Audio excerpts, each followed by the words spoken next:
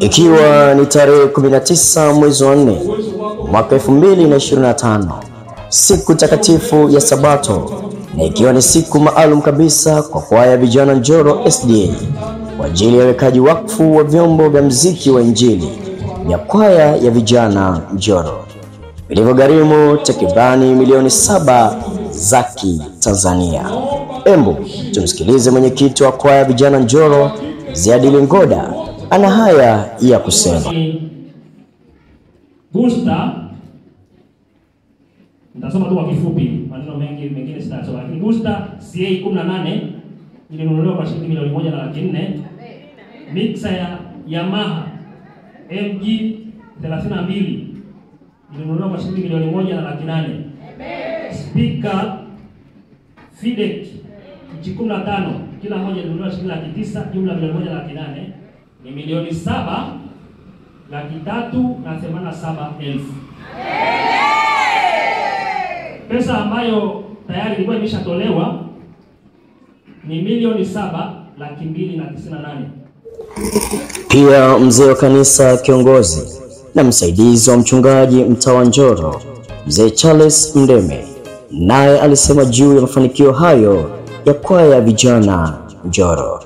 Embu tumsikilize.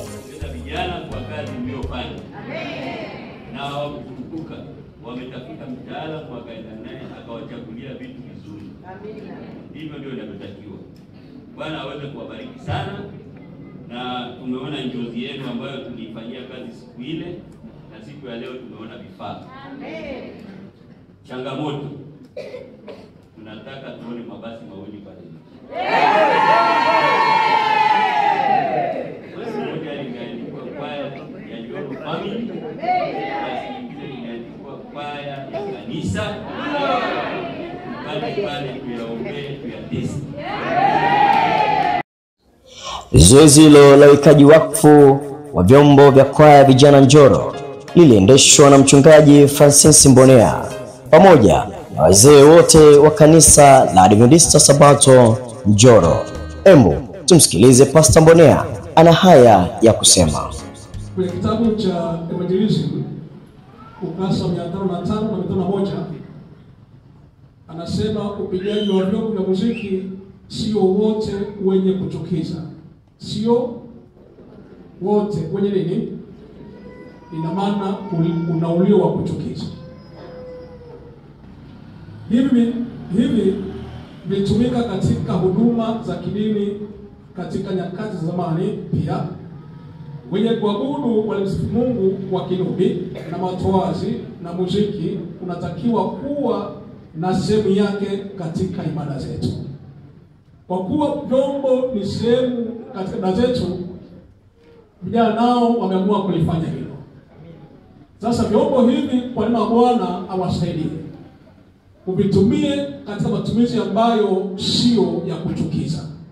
Mkiwa ndani ya kanisa, mkiwa nje ya kanisa, vitumike kwa matumizi ambayo sio ya kuchukiza. Vyombo ni kwa ibada, na vitumike kwa ibada pekee yake.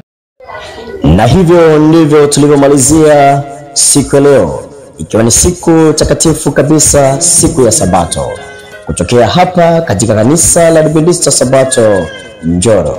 Nikiripoti kutokea hapa Njoro SDA Church, ni mimi mtangazaji wenu si mwingine Peter Liston Kanana.